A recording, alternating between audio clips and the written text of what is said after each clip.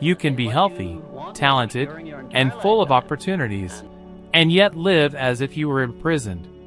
Not because you lack money, but because of the constant fear of losing it. Here lies the contradiction. The more you fear poverty, the closer it comes to you. Strange, isn't it?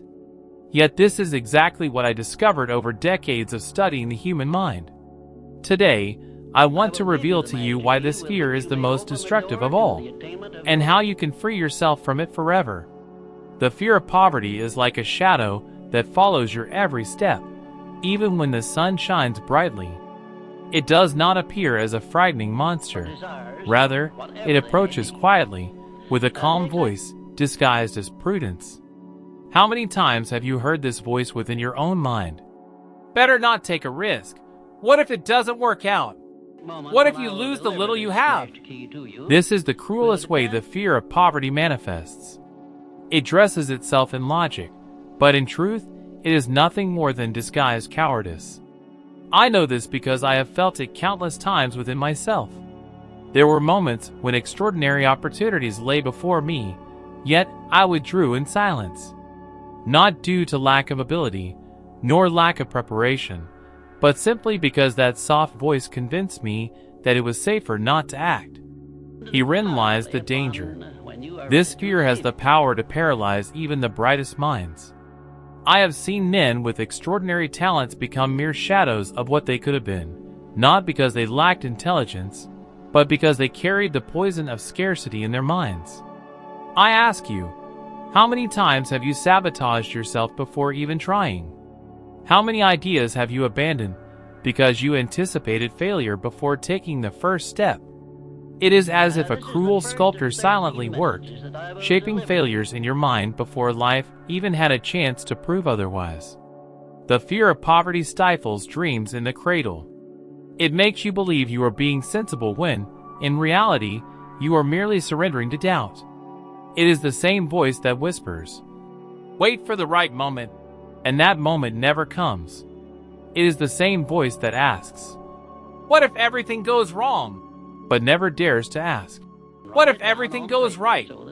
How many times have you missed an opportunity that could have changed your life, simply because this fear presented itself as caution? Most people do not even realize that they are already living under its rule, and they even take pride in being realistic. But being realistic is not settling for crumbs when a banquet lies before you. What has amazed me most after years of observing and studying is how powerful this fear can be even in people who seem to have everything: health, intelligence, good connections, opportunities, and yet they remain motionless. There is always an excuse not to act. It's not the right time. What if I lose? What if they laugh at me? In the end, this prison has no walls, no bars, yet it keeps millions captive without them even realizing it. The law of attraction, which always responds to our deepest feelings, obeys this vibration of fear and brings exactly what we most try to avoid: scarcity. I have fallen into this trap myself. I remember occasions when I declined offers, not because they were bad, but because fear whispered, "It's too risky." And what did I gain from that? Nothing but regret and the feeling of having missed opportunities that could have transformed my life. I say this because I know many of you have experienced the same.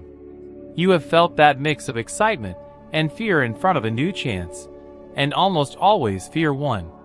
How many times have you lowered your eyes in a conversation, feeling inferior because you had less than others? This is the silent mark of the fear of poverty. The most insidious part is that it is not limited to money. This fear affects your dignity, the way you see yourself, and the value you believe you have. It makes you think that failing is synonymous with being less worthy, less respected, less loved. It is not only the fear of losing possessions, but also the fear of losing respect, appearing weak, being judged. And so, even when everything seems within reach, you convince yourself that it is safer not to try. Pause for a moment and reflect. How many opportunities have you ignored? How many ideas have you stifled because you thought you lacked the ability? How many times have you settled for less than you deserve simply because the voice of prudence, disguised as fear, told you it was safer? This voice seems protective, but in truth, it is the heaviest chain that keeps your life bound in the same place. I say this clearly. The fear of poverty is not just a feeling. It is an entire system of thoughts that infiltrates every decision. It silently guides your choices, shapes your routine, dictates what you dare or do not dare to do. As long as you do not identify it, you will continue to believe you are merely being responsible. But you are not. You are merely yielding to an invisible enemy that robs you of the greatness you could live. This fear is a cruel master, but it does not have to be your lord. The first step is to recognize its presence, see where it hides in your life, and understand how it has guided your decisions so far. Because the truth is simple, until you free yourself from it, you will continue living a smaller life than the one you were born to live. The fear of poverty rarely presents itself clearly. It does not come with signs saying, "I am here." It manifests silently, subtly, almost invisibly. That is why so many people live dominated by it without even realizing. It took me years to identify its traces. But when I finally understood its symptoms, I realized they were everywhere. Think with me. How often have you found yourself procrastinating something important, leaving it for tomorrow, postponing indefinitely, and then blaming yourself for not doing it? Many believe procrastination is laziness, but in reality, most of the time, it is fear in disguise. Fear of trying and failing fear. Standing trial, the fear of not being prepared. Another common disguise of fear is what we call humility. How many times have you said, or heard someone say, "I am content with little," yet deep down, it was not true contentment, but a lack of courage. It was the fear of seeking more and being disappointed. The fear of poverty makes you wear the mask of humility when, in reality, it is only paralysis. In this way, you convince yourself that you are being sensible, while in truth, you are merely avoiding risk. It is like the worker who prefers a small, but guaranteed salary, even though he has the chance to multiply his earnings. He calls it prudence, but in his heart, what holds him back is the idea that losing would be unbearable. This fear also infiltrates the body. How many nights have you lost sleep thinking about bills to pay? How many times have you felt a tightness in your chest just imagining the future? These are not merely fleeting worries. They are physical symptoms of a deep fear. Modern science has already proven that financial stress is one of the main causes of insomnia, anxiety, gastritis, and even heart problems. The body lives on high alert, as if a disaster is about to happen. And even when the disaster does not occur, the mind and body have already suffered the consequences. There is also another devastating effect: cynicism disguised as virtue. How many people do you know who say, "Money isn't everything," yet feel envy when they see someone prospering? I myself have seen countless men and women criticize the rich, not out of conviction, but because they secretly believe they would never reach that level. This type of mindset generates resentment, and resentment is a poison that further fuels scarcity. Fear acts like a distorted lens. A person begins to see risks where none exist, justifies a lack of progress as common sense, and ends up creating a narrative of self-protection. Perhaps you have caught yourself saying, "There's no point in studying, nothing will change," or "Saving money makes no sense because it will always be insufficient." Each of these statements is a silent symptom. They are signs that fear has already made a home in your mind. I remember a time when, faced with a great opportunity, my body reacted as if it were a battlefield. My hands were sweating, my heart was racing, and a persistent voice kept telling me not to move forward. There was no real threat. It was only my body responding to fear. And how many of you live like this every day? How many carry chronic pain, constant fatigue, health problems that are not purely physical, but the result of anxiety generated by scarcity. This fear is insidious because it does not present itself as an enemy. It appears as a cautious advisor saying, "Accept your reality. Don't dream too big. Don't take risks. Be sensible." And you believe it because these words seem to bring safety. But the truth is that every time you give in to such advice, your life shrinks a little more. With every justification, you forfeit possibilities that could transform your story. I say it clearly. The fear of poverty does not merely interfere with your finances. It seeks to dominate your behavior, your choices, even your health. It makes you believe that trying is pointless, that effort is not worth it, that failure is inevitable. And when you believe this, you begin to act as if it were true. That is why I say fear is more dangerous than poverty itself. Because poverty can be temporary, but fear takes root and keeps scarcity alive within you. Now, think carefully. How many of your recent decisions were guided by the true desire to grow? And how many were guided by the fear of losing? How many times did you avoid taking a risk because you thought you might regret it? And how many times did you regret precisely not taking the risk? These are the silent symptoms that reveal who is trapped by this invisible enemy. The problem is that the more you obey fear, the more it grows. Until one day it no longer needs to shout. A whisper is enough to make you settle. And at that point, most people remain for their entire lives, not realizing that it was fear, and not circumstances, that determined their fate. The fear of poverty was not born with me, nor with you. It is an invisible inheritance, passed down from generation to generation as if it were a family name. I grew up hearing phrases that shaped my view of money and prosperity. Phrases like, "Money is dirty. The rich will not enter heaven. Who wants too much loses everything." These words, often spoken by simple, well-intentioned people, became fixed in my mind as absolute truths. And this is what happens with most people. As children, we absorb beliefs that do not belong to us, but become heavy chains throughout our lives. I vividly remember a scene from my childhood. I was at the dinner table, and a heavy silence fell whenever the topic of money arose. My father spoke quietly about difficulties, and my mother, with a concerned look, avoided prolonging the discussion. There, in their eyes, I learned that money was not a source of opportunity, but of worry, tension, and even shame. It is remarkable how a child's fertile and impressionable mind records these messages as universal laws. From an early age, I was conditioned to believe that wanting more was dangerous, that aspiring to wealth was almost a sin. And you? What phrases did you hear as a child? How often were you told that dreaming big was foolish, that rich people were greedy, cold, and inhumane? How many times were you taught that hard work was noble, but becoming wealthy was suspicious?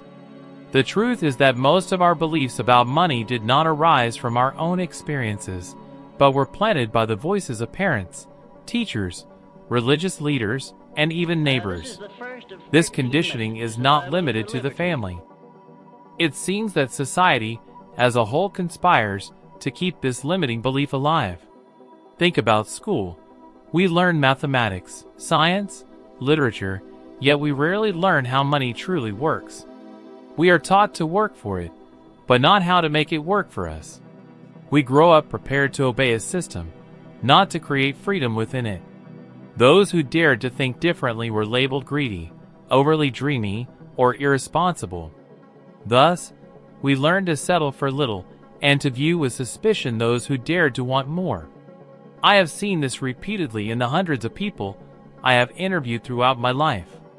Men and women carrying voices within them that were not their own, yet echoed as if they were truths. Voices that whispered, "Accept your reality.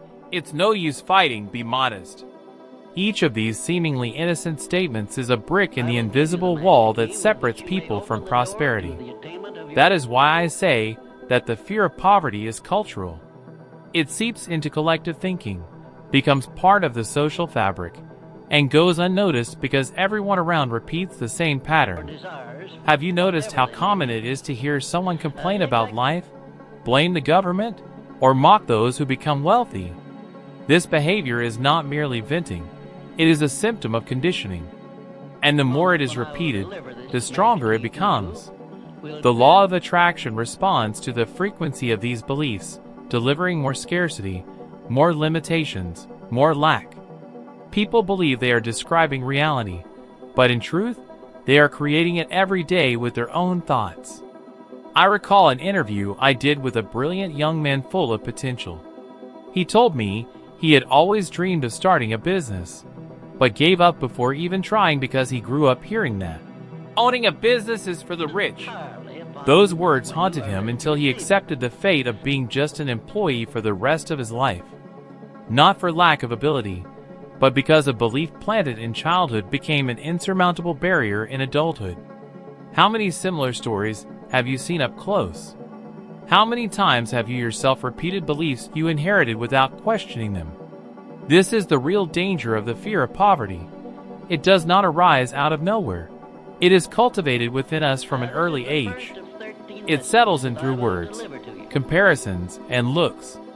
And when adulthood comes, it is no longer an external voice, but an internal conviction. You no longer need someone telling you to conform, because now you repeat to yourself, "I can't, it's no use, it's not for me." But the truth is, these beliefs are not yours. They were handed to you, like an unwanted inheritance.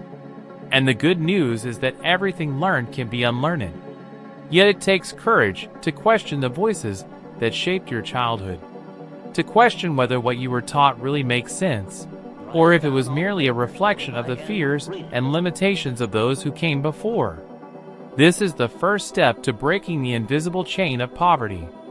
For as long as you accept without questioning, you continue repeating a pattern that is not yours, but has the power to guide your entire life.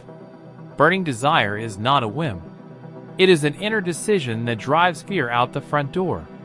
When I turned my dreams into goals and my goals into a clear plan, something remarkable happened. The impossible began to seem merely difficult, and when the desire is strong enough, even the difficult becomes inevitable. I realized that clarity kills fear. I wrote my first purpose on a simple sheet of paper, and every morning I read it aloud as if awakening an army within myself. Repetition anchored the desire. Desire guided my actions. As long as I truly wanted something with intensity and acted with clear direction, fear had no room to grow. That is how I understood. Burning desire and a clear plan are the number one antidote. But simply wanting is not enough.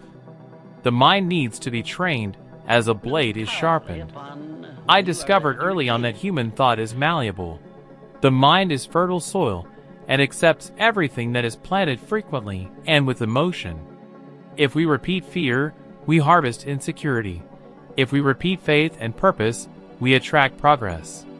So I adopted conscious repetition.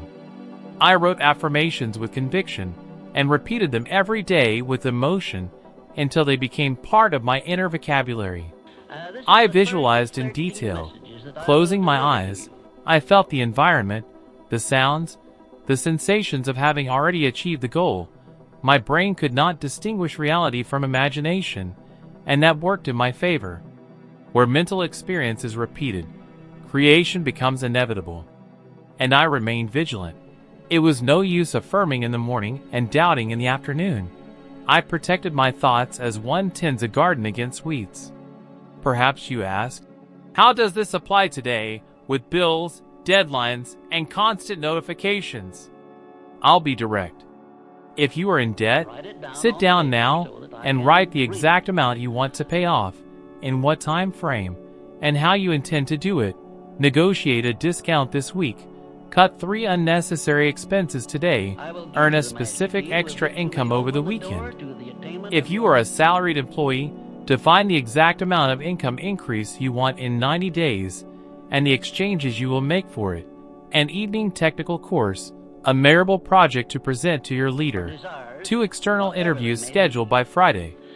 If you are an entrepreneur, Choose a crystal clear revenue goal for 30 days and describe 3 levers: an irresistible offer with a deadline, a simple campaign for your existing clients, a partnership with a complementary profile. Ask yourself bluntly, what is the number? What is the date? What will I deliver in exchange? What is the first step in the next 24 hours? When you specify, fear loses the fog where it usually hides. I also took strict care of my environment. A mind in transformation is like a seed. It needs sun, protection, and fertile soil. Negative words, doubtful glances, and fear-based advice corrode much more than one might imagine. I began to block out the noise and carefully chose what I read, listened to, and whom I spoke with. In my mind, I created a circle where only voices that strengthened me could enter, not necessarily wealthy people, but those aligned with growth. The more I surrounded myself with this atmosphere, the more my reality began to shift. Still, I learned that no external change can sustain progress if I do not make a definitive internal decision to choose faith over fear. The mind cannot hold two opposing thoughts with equal force for long. When I nourish faith, fear falls silent. And faith is not the absence of doubt. It is persistence despite doubt. I nurtured it like a fragile flame, protecting it from opposing winds, feeding it with positive repetitions, and sustaining it with mental images of abundance. The result was clear: peace in the midst of chaos and clarity to act when everything around me screamed scarcity. But what about evidence? Perhaps you've seen athletes mentally visualizing the race before the start, musicians rehearsing mentally before a concert, and top professionals writing down goals with deadlines.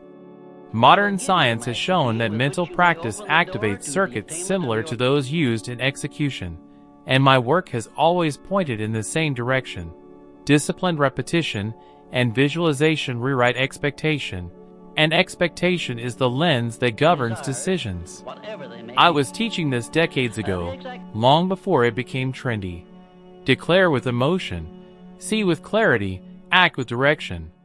Let me open my notebook and show you my favorite method, the same one I used and refined over years. First, I fixed an exact amount in my mind. Second, I determined what I was willing to give in return: time, study, discipline, real value to others. Third, I chose a specific date. Fourth, I created a clear plan and began acting immediately, even if imperfectly. Fifth, I wrote a short and clear statement containing these elements. Sixth, I read it aloud twice a day, morning and evening, as if it were already reality. When my legs shook, I read it. When logic pulled me back, I read it. Until my nervous system accepted this new image as the new normal. Do you have the courage to do the same? Perhaps you want a public example of how burning desire, combined with a plan and visualization, can move mountains. A Canadian actor, then unknown, wrote himself a check for a large amount and spent years visualizing opportunities the size of that number. He continued working, studying his craft, and telling his mind every day where he was going.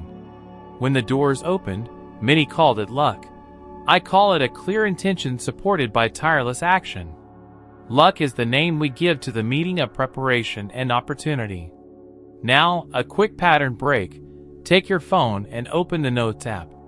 Write your wealth statement with 4 points, the exact amount you want to achieve, the specific date, what you will give in return, and the first 15-minute step you will take today.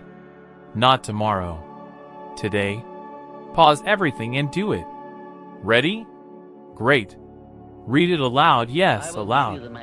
Do you feel how your body reacts? This is how you start training your mind to obey your decision, not your fear. To ensure none of this is lost in the daily whirlwind, I propose a practical 30-day challenge.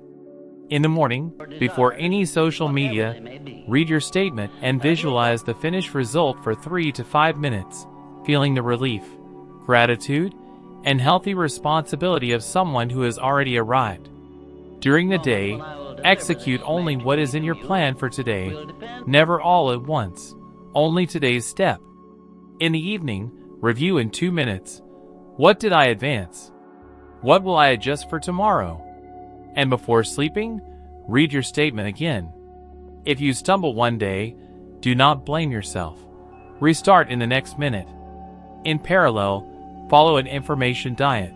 7 days without content that incites financial fear and without conversations that ridicule your goals. This is harder than it seems, and that is exactly why it works. I have seen men with nothing, sustained by unshakable faith and a simple plan, attract opportunities where everyone else saw closed doors. And I have seen others, surrounded by possibilities, paralyzed by silent fears. The difference was not in talent. It was in the decision to position the mind. When you choose faith, fueled by burning desire, a clear plan, repetition, and visualization, the fear of poverty finds no shelter. From that place, wealth ceases to be a distant accident and becomes a predictable consequence of who you are becoming. The most important point to take from this is that the fear of poverty is not in the external world, but within your mind, and it only has power as long as you feed it. The moment you decide to replace it with burning desire, a clear plan, and faith in yourself, your entire reality begins to transform. This is the true secret. It is not money that brings freedom, but the way you think about it. And now, so as not to interrupt your journey, I invite you to continue with me in the next video that is already appearing on your screen. In it, you will climb another step on the ladder of evolution, advancing 1% closer to your best version, with more clarity and power over your financial and emotional life. Thank you for being here with me. I will see you in the next video, because your transformation is only just beginning.